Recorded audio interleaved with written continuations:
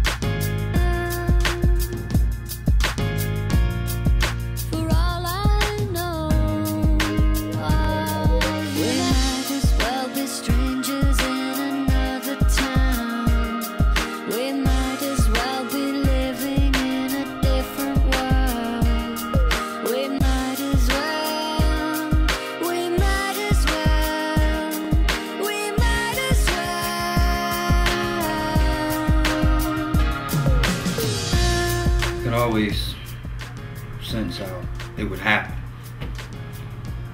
I was completely ready.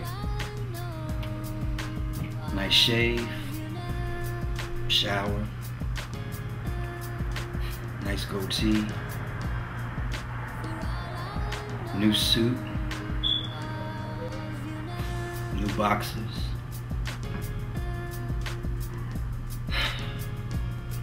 Had on new socks with foot powder.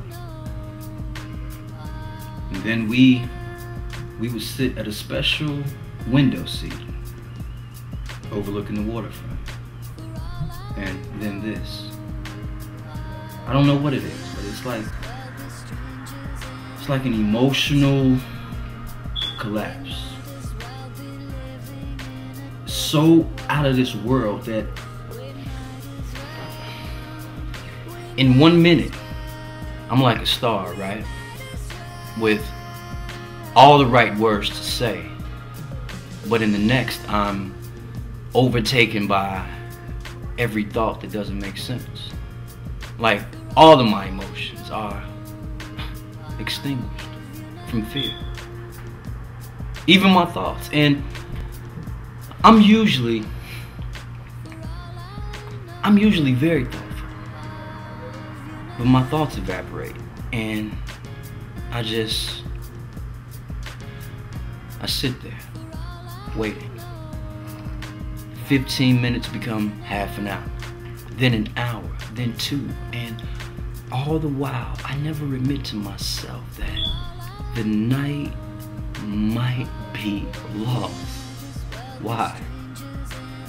Because my long journey from cowardice to courage has resulted in me being abandoned. And the one person I have carefully chosen to surrender all of my affections to, Rachel, is humiliating me. Rachel. I mean, you do understand why I am predisposed with affections towards her, right? Well, every day she smiles and says hello and takes a glance at me as she walks by. You know, I always catch her taking a glance at me while I'm working. I sit there every day doing my daily routine, all the while waiting for her to walk by. Man, I do. It's like I listen for that distinctive step. Hear her footsteps as she glides in between the desk, and you know, I turn at the right time to see if she would look at me, and she did. Often. smiling with a cheerful hello or good morning or goodbye. And I absolutely live for those greetings. I mean, I do. It's like I forget my purpose for being there. I mean, I work for pay. Man, I labor for love. Unexpressed love. But my whole body is just tied in knots, waiting to hear her utterances. Feel the comfort they bring. I know. A long love story, right? My story submerged in good morning and hello. But when I'm not writing copies, I'm thinking of her.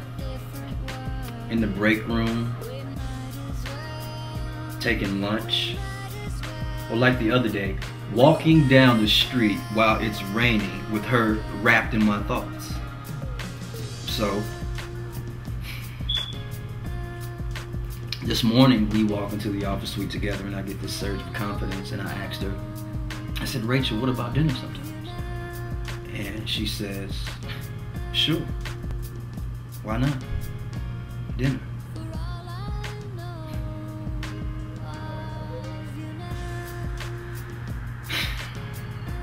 So tonight, I asked.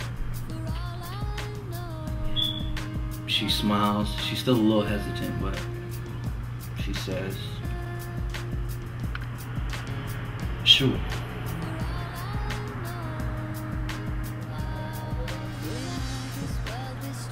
So now I'm back home after waiting for 2 hours. I mean, I waited for 2 years to ask her out, so I felt that I could at least wait 2 hours for her to show up. I owed it to her. I mean, after all, I think, guys, we just can't be too vexed by petty little things like waiting. I mean, waiting is so minimal when you're truly in love. I know waiting. I know waiting. All these empty years of being in love. What are a few hours compared to that? Even if she didn't show up. I mean, if she has truly rejected me, man, the past 2 years thinking of her have been the best 2 years of my life.